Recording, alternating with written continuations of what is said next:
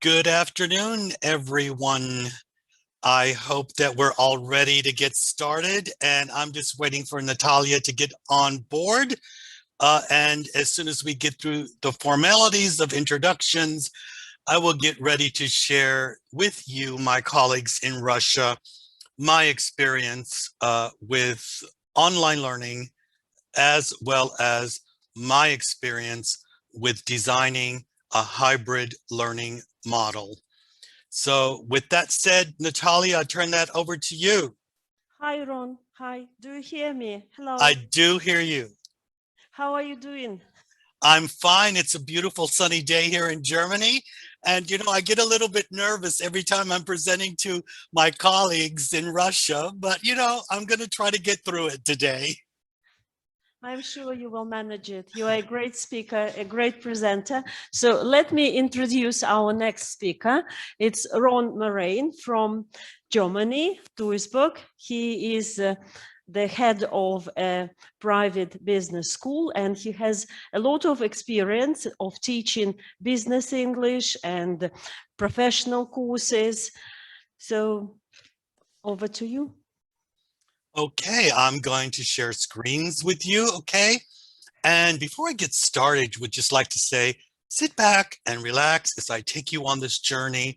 The journey being based on over 30 years of teaching experience all throughout Europe and the world.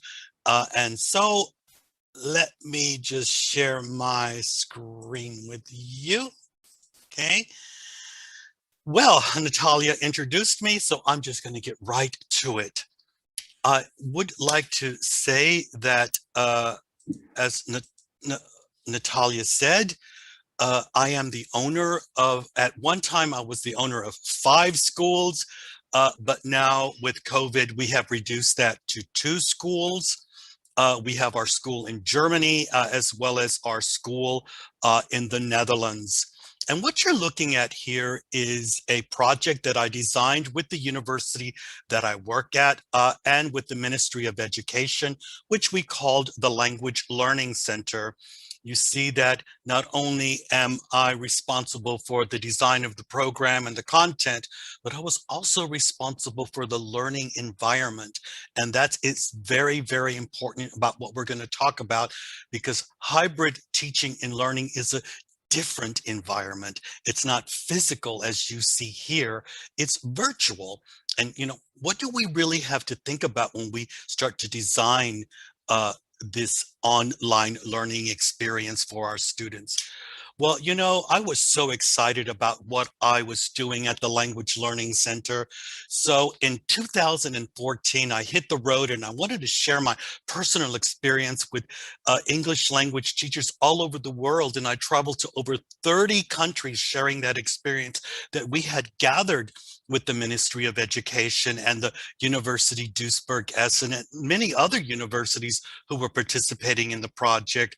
And here you see just some of the pictures I took with the teachers that I trained and shared my experience with in Greece and Japan and Russia and all over Germany, of course, as well, too. I can't show you pictures of all the conferences I've been to, but I've been around the world sharing my experience with my colleagues in so many different countries. And I had a goal when I was doing this. I wanted to share my experience and I wanted to invite teachers to join that CLIL, task-based learning, project-based learning, and English as a medium of instruction with an interdisciplinary content approach, and also with the aspect of flipped learning in an online learning engagement party, as I called it. And there were many assumptions that I made of my colleagues.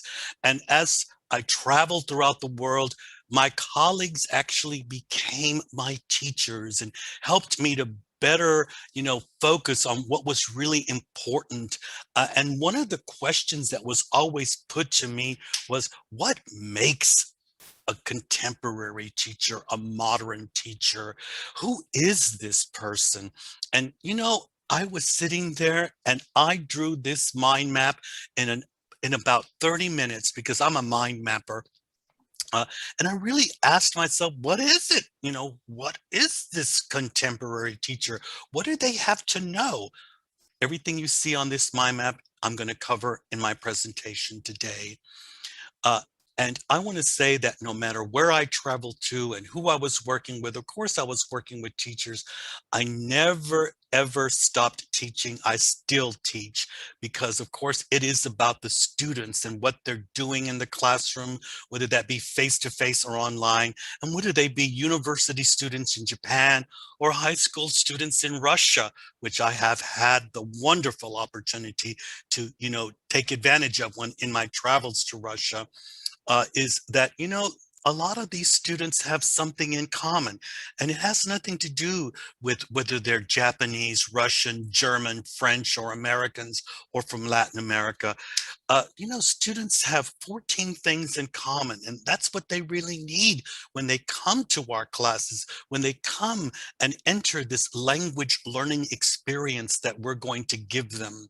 And these are the 14 points that, we were able to come up with, and they were really well put together by a group that you can find on the internet called teacherthought.com. And I don't want to get into the details of this right here because you will get a copy of this presentation. But one of the things that's not mentioned on there was what students really truly need and want and seek, but nobody talks about it. And that's belongingness.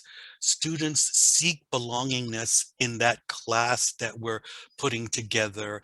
And do we really consider that? Because that is the psychological aspect of what's going to make that online learning experience important to them, to get them motivated and engaged in that language learning experience that we're providing for them.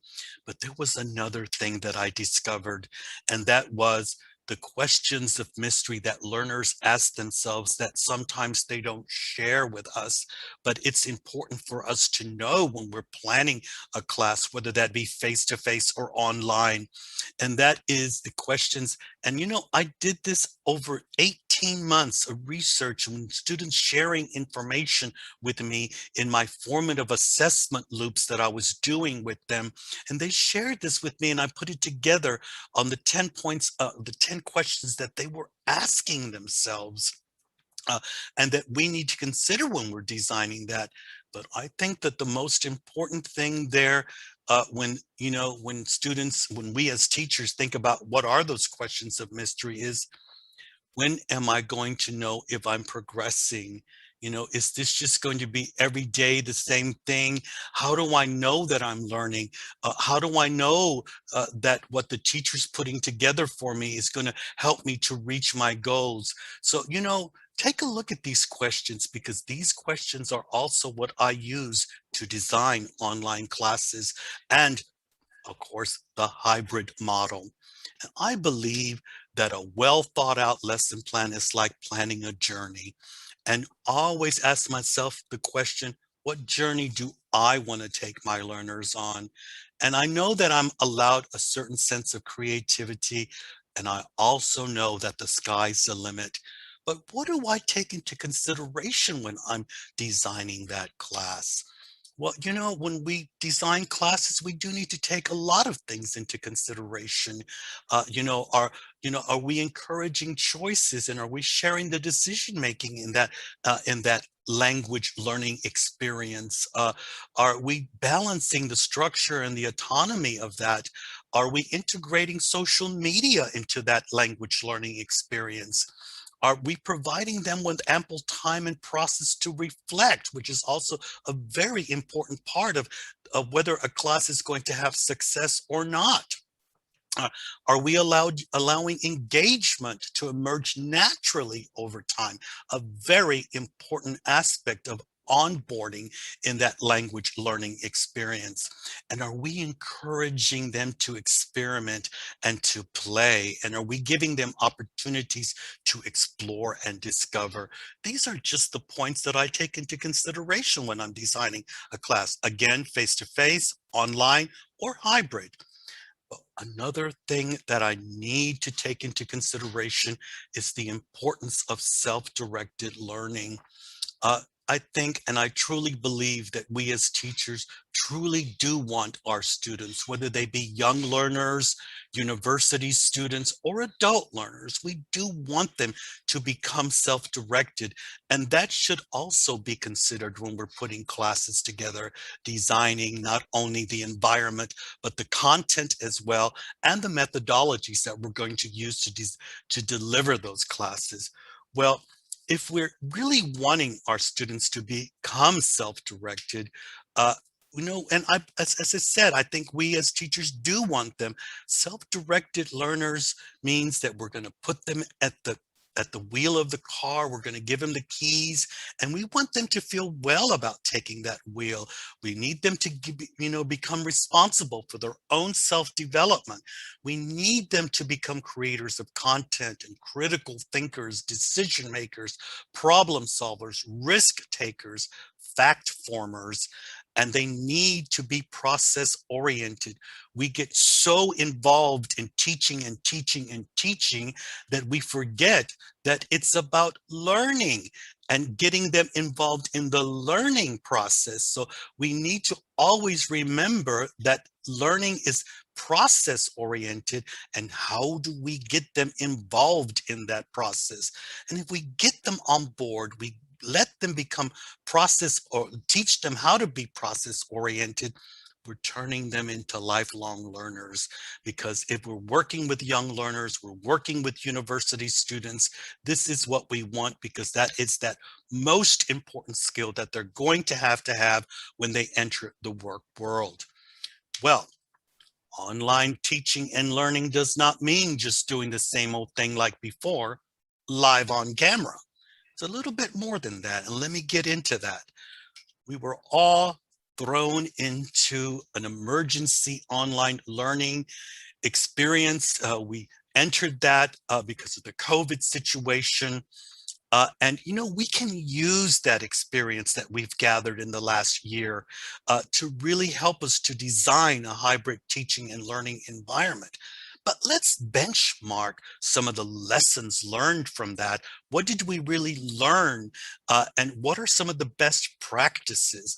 Now, when I say lessons learned, I mean some of the things that maybe went wrong and how we can correct those, and taking a deep dive into really what we need to do to design an online learning class. And of course, in the direction of hybrid learning means we also have to create some best practices. We did a lot of things right, and we should be proud of ourselves that we were able to do that. But when online learning, and that was already something new for us, all of a sudden we're thrown into this thing of, what is hybrid learning? How are we going to do that? What is it all about? And I think that the most important thing is that we accept that as universities change and restructure and rethink what benefits they have for students, what benefits they have for society, and how ministries of education rethink the structures and their cooperation with universities and schools. They have to do a lot of rethinking about really what is the hybrid learning model and how will that work for teachers, and what do teachers need to know to make it work for themselves so that they reach a sense of efficacy. But when we're talking about efficacy, efficacy is not a one-way street. It is also about the students' efficacy and getting them on board and getting them to a point where they feel successful in that online learning experience. One of the biggest misconceptions about hybrid learning is that all I need is the computer, the internet, a camera, and a microphone, and it's going to work. But it's not about that, because another thing is, how are we going to connect all of these people together in one area, online, live? Who are these people? Are they just the students and the teacher? Who is this team, and what do they need to really do to be successful? And I have to say that at the beginning, I felt like I was a person who had one head and needed many hands. And then I really thought about myself, well, is it just a lot of hands that I need, or do I need a lot of heads? And who are those heads? Is it just me? And, I had to really think about what was I really doing to make this successful, because me, just like you, was also thrown into this situation of how I was going to deal with online learning, and also how I needed to get ready for the future of hybrid learning. Designing an online learning experience is like planning a great dinner. And I love to give dinners, I love to cook, and I realized that there were a lot of similarities between these things. And I knew that I had to put all the right ingredients together. And it really starts with, how do I group my students? And I know that sometimes we as teachers don't have that privilege of grouping our students, but do we can group them once we get them, and we'll see that later on how we do that. Now, in a corporate environment, we ask a lot of questions, we do questionnaires that can get very complicated. And sometimes in education, in academia, whether that be in high school with young learners or university, we use written language assessment test to group students. But I realized for myself that that might not always be the most effective way. So I had to create something for our university on, what would be the most effective way to really group students. And I created an online interactive task-based learning assessment. We will not have time to get into that, but I will gladly share that with you at a later date. Hopefully, I will be able to meet some of you face to face as the COVID situation goes away. I hope that we will be able to meet each other where I can go into detail about really what that assessment is, so in order to group students more effectively and in turn lead to their sense of success. Well, another thing that we have to deal with when we're dealing with planning is technology. And all of us were thrown in it, into this situation, and everybody kept talking about the elephant in the room, and they kept saying digital literacy was really important. No one ever really came up with what is that really, and are our teachers digital literate? And what do we have to do to train them to become digital literate? But digital literacy is about skills. There was more than one elephant in the room. There was the elephant of the digital divide, and that means parity. Just getting sure that all of our students, are working with the same equipment, the same software, and the same hardware, that we can at least, meet each other, and there's not any technical problems. Good internet connections. That's what digital divide is about. And that was that elephant in the room as well. But we also need to take into consideration that third elephant in the room, which is digital equity, and that meant inclusion. Not all of our students have the ability, because of their socioeconomic backgrounds, to have access to the actual laptops that they need in order to, equally participate in that online language learning experience. And it doesn't have to be about language, it can be about any subject. So these were the things that were thrown at us. Everybody was talking just about digital literacy, but there were three elephants in the room. When all of that hit us, we were just bombarded with so many free webinars and so much teacher training, and use this app and use that app and do that program and whatever. And it just, this is me. This is how I looked. I didn't know how I was going to handle this. And I had to think to myself, what am I going to do? I've just been thrown into a jungle of teaching hardware and software. And then that big universe of learning apps and online games, and what do I do? What do I not do? And I had to just remember that situation when I was preparing myself to jump out of a plane. I always wanted to parachute out of a plane, and that is really me, getting ready to jump out of a plane. And I remember how I felt inside and nervous and whatever, but I prepared for that. And I had to take my hat off, but remember that feeling of jumping into something that I just didn't know what it was going to be. And I became that online teacher. And that is me to the right there, of how I got, put myself together, pulled myself together so that I could become that effective online teacher that I wanted to be. That was something that was motivating me. And I had to look at my TPAC. I had to look at really what I was going to use with my students and how I was going to train my students. Because if I wanted to have a successful class, that meant I was going to have to show them all the hardware and the software that they were going to have to know how to use in order to make sure that we would meet at the same point. And that way we could concentrate on other things. But it is that what you're looking at here is a combination of many of those elephants in the room that I had to deal with. And instead of being crazy like this, I just reorganized myself, and this is what I show to students and explain to them how that's going to work. Well, when we're putting a class together, and I said, it's like preparing a dinner, it's like we're cooking and trying to find the right ingredients. We're talking about methodology, and integrating the flipped learning and teaching approach is important, and understanding how that works, and what is flipped learning, and how are we going to make sure that we're doing the right things and finding the right methodologies. And this is sometimes where I have to part ways with teachers, because many teachers just are not willing to accept what really is important here.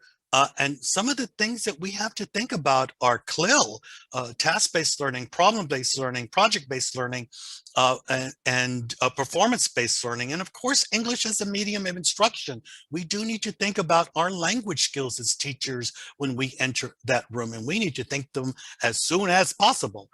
And we need to see ourselves, teachers and learners are all on the same boat, and everybody has their roles to play in this language learning experience that we're putting together and designing.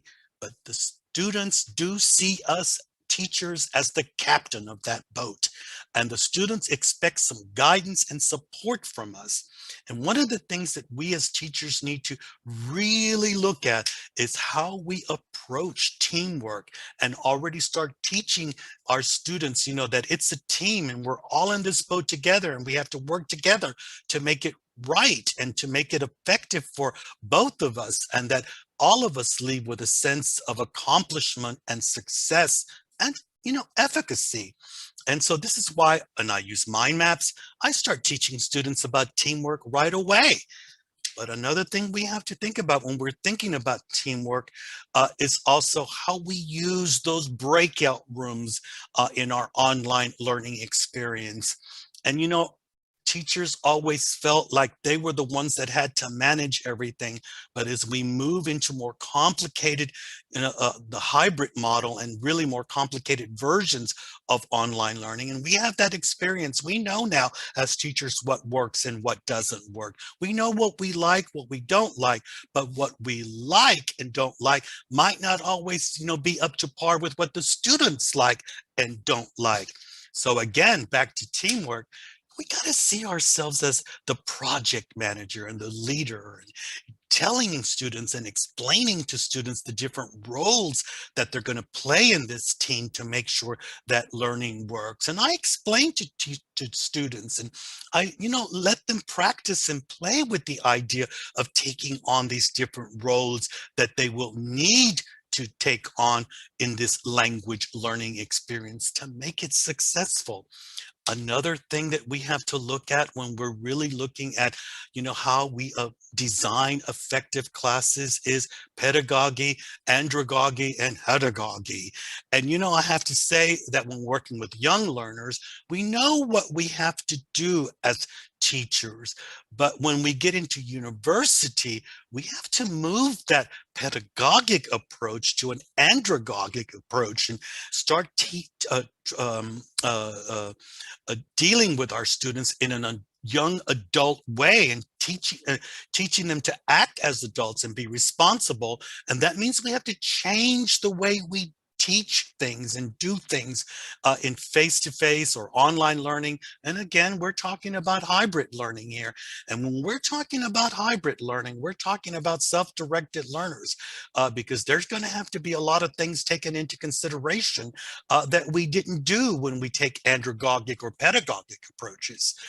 And when I first started talking to teachers, they had never even heard the word pedagogy, and they didn't even know how to pronounce it. And there's actually this is a picture of one of the clips that you can go to on YouTube that helps you pronounce the word, and not only pronounce the word, but explains to you what that really is. Well, we're talking about design, and one of the basic things about designing is we got to take a backward design approach and understand what that process is. Now, this graph right here gives you a little bit of explanation of what backward design is. If you don't know what that is, you can Google that, find it on a search engine. There are other graphs that explain to you what that is. But there is one little aspect of backward design that a lot of people don't talk about. And, there's another word for backward design, and that's called constructive alignment. And constructive alignment deals with outcomes assessment and, designing the class, but it does forget sometimes about the curriculum context. And we know as teachers that we have pre-given curriculum that's been given to us that we also have to work with. Not just what we want, but what the state, the Ministry of Education is putting forth to us, and testing agencies. And we've got to work with all of that. And another thing that, we forget when we're designing courses, what about reflection? What about reflection points in order that we can stop? And well, I'm talking about formative assessment, and we talked about diagnostic assessment. That's at the beginning.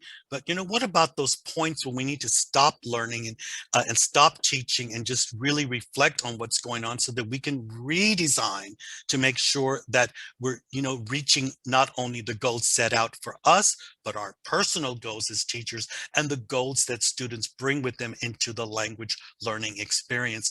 And this is called the Delta process. Well, we can get a little bit more complicated, because one thing about designing is there are proven frameworks. One of the most famous frameworks for designing courses is called the ADDIE model. And again, we can't get into detail today about what all these models are. These are just ideas for you to take into consideration when you're designing your class. But please do look at the ADDIE model, because this is another way of designing the content and all the different the 5 aspects which are important to designing successful and effective online, face-to-face, online, and again, getting ready for the hybrid model. Another aspect when we're designing is, especially when we're designing content and the task and the activities that we're going to be doing with our students, is Bloom's taxonomy. That is that one thing that a lot of us just forget about, but that's really important, and how we really integrate that when we're designing the actual content and the tasks that are related to those content, to the content. So Bloom's taxonomy plays an important role in designing effective and successful classes, again, face-to-face, online, and for the hybrid model. Well, another aspect that we need to look at when we're designing, especially here for language classes. Now, in the European Union, CLIL is a concept that was developed in the mid-90s. You can do a lot of, research on this right here, and you're going to find a lot of academics who take very theoretical approaches, very complicated explanations.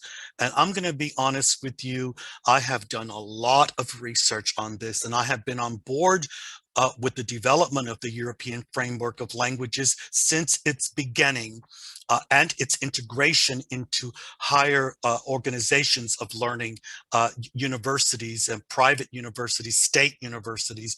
I have not only worked at the university that I'm working at now, but I have been involved in universities for close to 30 years of my teaching experience. And CLIL is an important thing to take into consideration when we're talking about methodology and we're talking about content creation. Now, I believe that to get a good understanding of CLIL, it's not that complicated. Now, what you're looking at here is actually an overview of how CLIL looks and what we need to take into consideration when designing courses. And, you know, I'm going to send a link to you today. I will give that to Natalia because this is a self-directed course that's given by the university that I attended.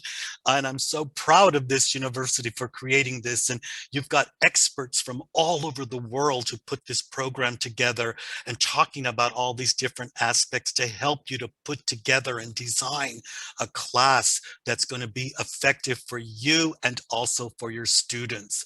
But this is, of course, what CLIL is, and it doesn't have to be complicated. We're talking about hybrid learning.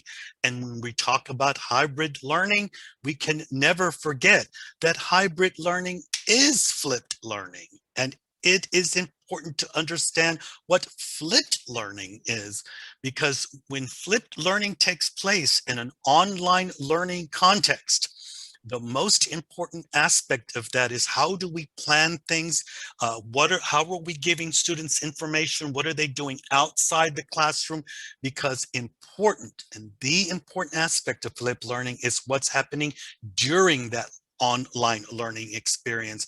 And what should be happening is that we are optimizing that online learning experience and that we're using that in a very effective way and making sure that our students are collaborating with each other, not just in class, but before class and after class. And how do we make sure that they have those connections? How did we plan that? Where did they meet? Is it just a learning management system? Can it be Moodle?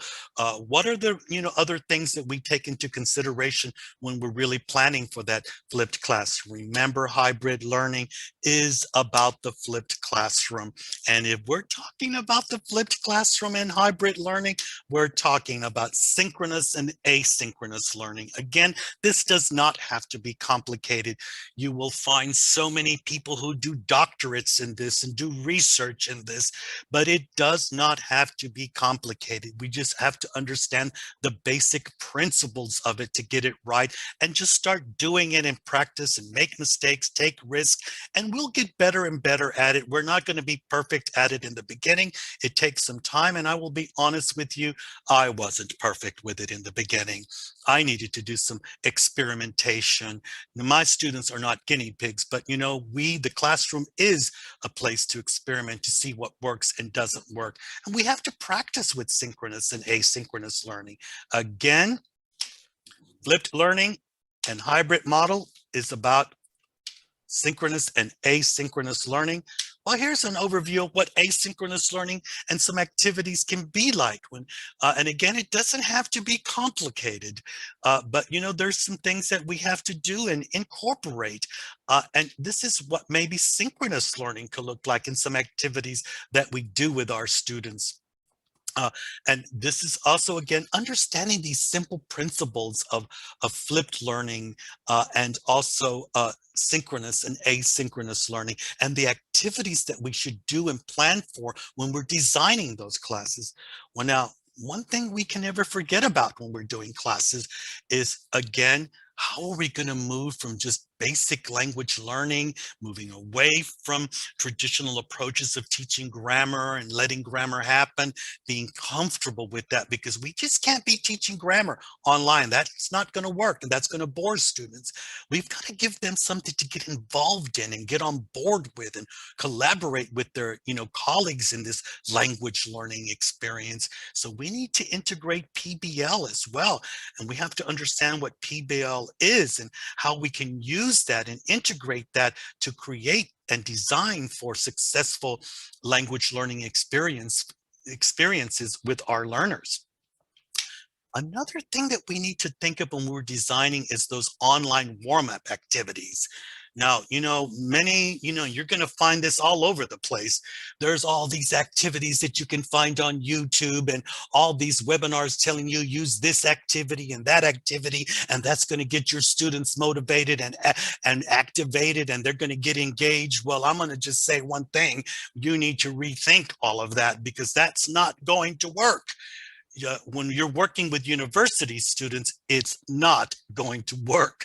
I'm saying from experience, we have to rethink how we do those activities online, and we need to learn how to flip those activities into the hybrid model, which means, again, changing the way we do things, because we need to be optimizing that online learning experience and getting them engaged and collaborating and on board with that experience, or they're not going to like us and they're going to get disappointed, and we'll see dropout rates. And so my suggestion here is how I've dealt with it is I film videos and I send them to my students via social media, and telling them what it's going to be about, what the class is about, what they need to do, what's their responsibility. And I always keep them to 3 minutes. I film it and then I send it to Moodle, and I make sure that the students know that, because I want to optimize my time online and I don't want to have to be re-explaining things. But I need to change and flip that activity that I was doing with them at the beginning of the class, because I don't want any surprises, nor do I want any excuses from the students, because, we know students make excuses. So, I send them a graphic facilitator, and I point that little arrow, because that arrow right there tells them what they need to already be prepared for to start talking about. And then, of course, I'll walk them through the other parts, and I'll task all of that, and we'll create some projects from this right here. And you'll think, what is Ron doing talking about the heart in an English class? Well, we have to take an interdisciplinary approach to what we're doing in that class. There's a lot of talk out there about talking about the brain, and how we're going to, language coach them. And there's, talk out there, all these teachers, oh, let's do the lexical approach. Well, I want to just say one thing about the lexical approach. That's not always going to work at every single class. And let us not forget that the lexical approach is not a methodology. It's an embedded approach into skills training. And many teachers get that wrong. There's a lot of books out there about the lexical approach, but that's not going to always work with an online learning class. Another thing that we have to deal with online learning is content. Now, I said to you, I like to cook. We can serve a flat dinner. It looks nice. It has all the right ingredients. But, we want to serve something that has dimension and has proportions to it. And what you're looking at here are 2 dinners that I did cook. And I rethought my dinner, and I used the same ingredients and just changed it. I wanted to give it height, and I ground the meat, and I mashed the potatoes, and I made the sauce a little bit different. And I know that everybody doesn't like Brussels sprouts, so I changed the vegetable from Brussels sprouts to spinach. And then hid it a little bit so they didn't see it so much. And more people, and I realized, and I really did do this research, I found out that more people like spinach than Brussels sprouts. So I thought, why don't I go with what more people like than what less people like? I know there's going to be some students who might like Brussels sprouts, but more of them are going to like spinach. And I added that little aspect at the top of a Parmesan cheese waffle. I know some people might have some intolerances to something, but they can remove it if they want to. And that's how I deal with adding aspects that, and incorporating differentiated learning, working with different language levels within a language learning experience. I never forget differentiated learning, because I know we as teachers have to deal with that. Again, I like graphic facilitation, and I had to rethink how I present lessons to students. And I had to get rid of all that very complicated text. And I wanted my students to be creators of content. I didn't want to give them already content there. I wanted them to start doing, I'm talking about university students here, and this is how I deal with it. And I explain to them in my little videos on how they're going to deal with it. I already tell them they're part of a team. Everybody is given their roles, and they're expected to come to class with already prepared to perform at the classes. We don't use our online time to do that. We put them into groups, and they do collaborate, and they, check their work, but they do have to perform. And that means they need content, good content, well thought out content, well designed content, and me thinking about how I'm going to actually use that for an optimal online learning experience. We cover different topics. We can cover sleep and all of these things, but do not forget, I'm the one who's creating this because I need to get them on board to understand the process of learning and what's going to happen in that online learning experience, and always knowing that I'm going to move them to hybrid learning. Everybody says, wait, Ron, wait a minute, what's going on here? You said that students should have voice and choice and the students need to play their role. And what about them designing? What about them telling you what they want and what should be done and what they like? Well, once I get them on board and once they understand how that process works, I am going to make my students the designers. They are going to tell me what they want and they're going to design the classes. They're going to assign the roles amongst themselves. What you're looking at here is my students understood it after about 4 weeks. And they were already designing the classes for themselves of what they wanted to talk about, what did they want to deal with in their online learning experience. And here is another group of students. This is my writing, my graphic facilitator that I used with them that I created, but it was created with the students in an online learning experience where we brainstormed and we designed on what those future classes were going to be about. And they were the ones who decided who was going to take on what questions and how they were going to tackle that and do the problem solving themselves. Not me. I was just the manager. I was the captain of that boat. And I was prepared for that because I really thought about how I designed that classes. And I never forgot, I wanted my students to be self-directed. That moves us to the point of online assessment, that little devil that we have to always deal with. And because we can be great planners, but how are we connecting the assessments that students need to know if they're progressing or not, and how we integrate assessment into the language learning process or any process. We know that we don't always have choices with assessments, and we feel sometimes frustrated because we don't. But what I can say here is we do need to consider the metacognitive part of it, which I mentioned earlier, and that we integrate reflection into the learning at given intervals and ask the students to give us feedback. But that feedback has to not just be a summary of what they've learned, but really for them to reflect. And they need some help with that. And that's why I take a holistic approach, a graphic facilitation approach, to get them to understand that there's a difference between summarizing and feedback and reflection. They get those things confused. And we need that as teachers to know what they're thinking, what they're feeling, and what are they learning? Where's the knowledge transfer taking place? What can I change to make it better and to redesign that for them to feel successful and for me to feel successful as well? Now, as I said, we do have to think about assessment that's been pre-given to us. And in that sense right there, I believe in using graphic facilitators to explain to students how the assessment is going to look. And, when I'm actually doing task-based learning with them, they don't see it in the beginning, but their students are smart. Even high school students, they know what's going on.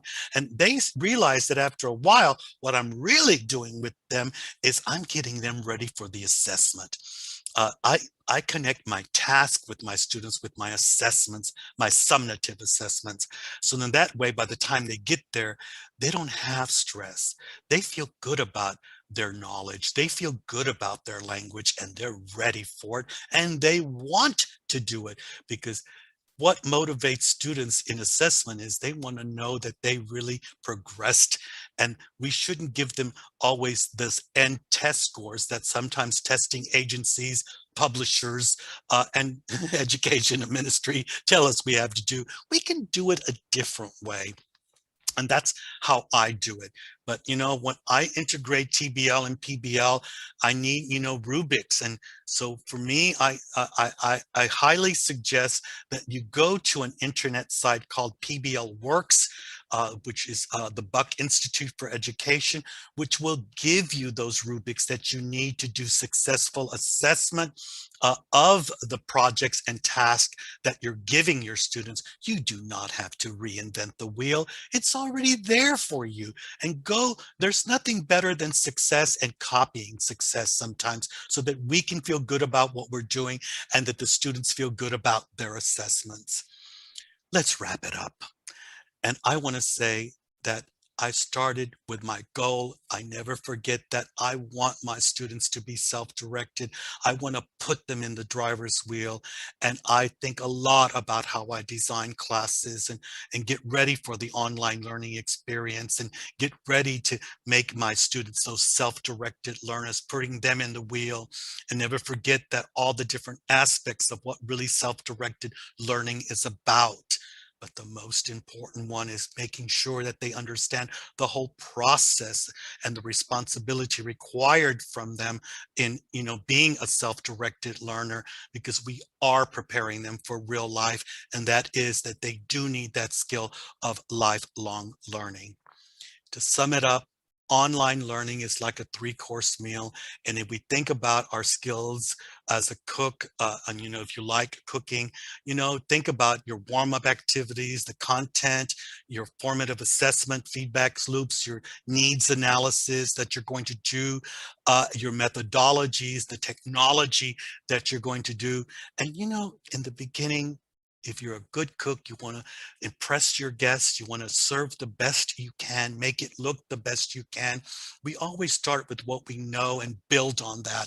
And learning all the different aspects of what really it takes to design online classes and get ready for the hybrid model means taking a look again at what I presented to you in this presentation. Again, you will get a copy of that. And let us not forget that hybrid teaching and online learning requires a mind shift, that we've got to break through those obstacles that we see and learn to discover your hidden potential. I do believe that we as teachers have so much potential. We just need some guidance sometimes, and we need some frameworks to help us to better design those online learning experiences, which will help us to be better teachers when we face the day when we're going to be doing the hybrid teaching that will be the way the future is being shaped already. Uh, and I want to thank you very much for attending. And if you need any more information, again, give this presentation to Natalia. And you can follow me on social media, where I use my social media on VK, as well as Facebook and Instagram, to just give you wonderful ideas about didactics and pedagogical ideas, and about designing, all the things that we as teachers find interesting. Thank you very much for coming today. Colleagues, have you got any questions? Ron, thank you very much. Thank you. It was inspiring as usual and content rich. So any questions? So there was a question in the chat room about the difference between hybrid learning and blended learning. One of the participants is wondering whether you differentiate between these two different approaches, or maybe they are quite similar. Well, there's an overlap. Okay. There's not many things that we can cover in 45 minutes, but you're not going to get hybrid learning right if you don't understand what blended learning is. So hybrid learning doesn't happen by osmosis. It's a process. And that process starts with understanding some methodologies, and it starts with understanding what blended learning is and flipped learning, and how those two come together. And academics want to complicate things so much, and I'm an academic too, and I just have gotten, as I get older, realized that we don't need all of those complicated things, but we do need to understand that blended learning is simply combining many methodologies, many technologies together to make the online learning experience a positive experience, and how we're going to use those tools to help our students to become lifelong learners. Okay, thank you. Any questions?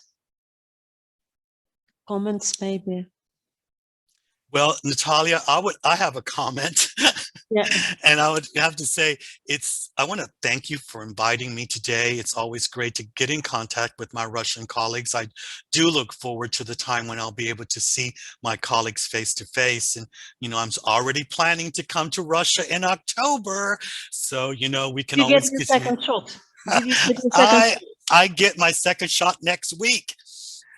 But I do have to wait because we're told we're going to need a third shot, but that's already in the planning. But I'm still planning to come to Russia in October. We're already in the planning, and I want to invite all of you to follow me on social media, because I am starting a show called The Ron and Jane Show that's directed towards teachers about methodology, language didactics, and activities and lesson plans that we can use in our classroom, and working with already many people in Russia to help me put that program together. We'll see a lot of different famous people from all over the world, famous professors and teachers. And I invite you, as my colleagues in Russia, if you want to come on the show and share your experience, get in contact with me. I would love to have you. And one more thing, I just didn't realize that I was going to be talking about hybrid learning and teaching at a hybrid conference. So, I wish all of you, good conferencing, and I look forward to meeting you in the future.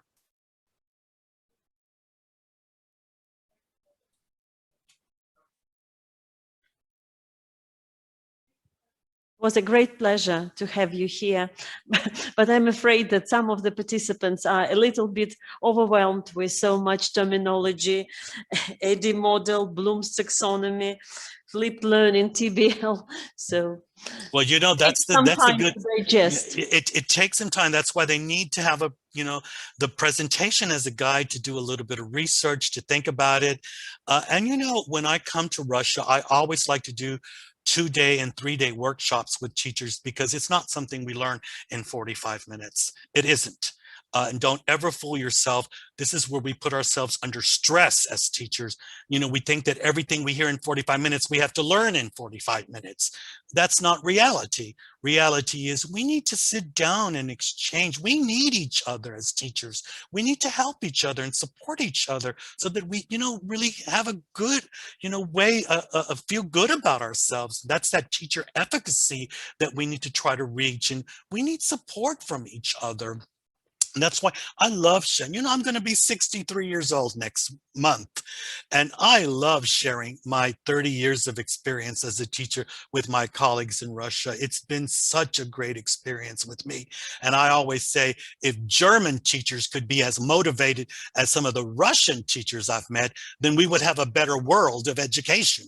Because a lot of my Russian colleagues are very motivated, and they motivated me to come back after my experiences in Russia and really think about what I do, and what they were asking me important questions that I had to think, wait a minute, I need to think about what I'm talking about.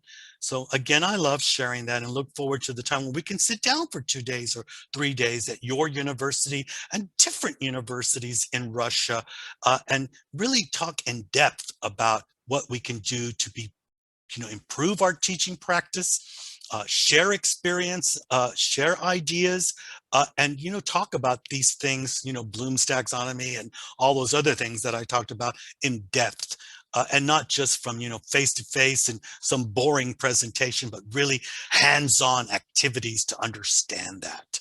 That's what I really like.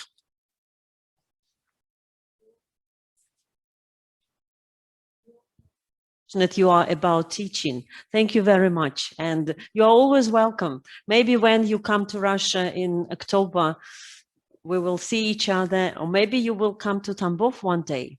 It's a nice place. Everywhere I've been to in Russia has been nice. I have to tell you, I've been treated, I always tell my friends, I'm treated like royalty in Russia. I said, but you know, the one thing I look forward to is always Russian food. It's like, I love Russian food. So it's like what my mother makes. And I was like, oh my God, I didn't know that Russians ate that. I was like, oh, I love that. And then all the different ideas of Russian pancakes. I always look, I have to watch my weight. I can't eat that many pancakes, but I always look forward to some Russian pancakes. Thank you.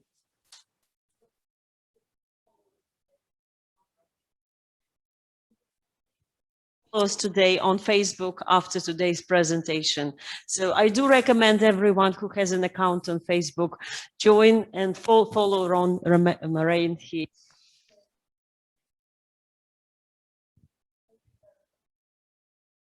But let's not forget, that's how I met you, Natalia. I met you on social media.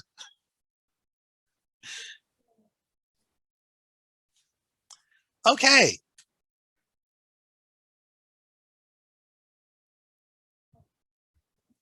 We are finishing now.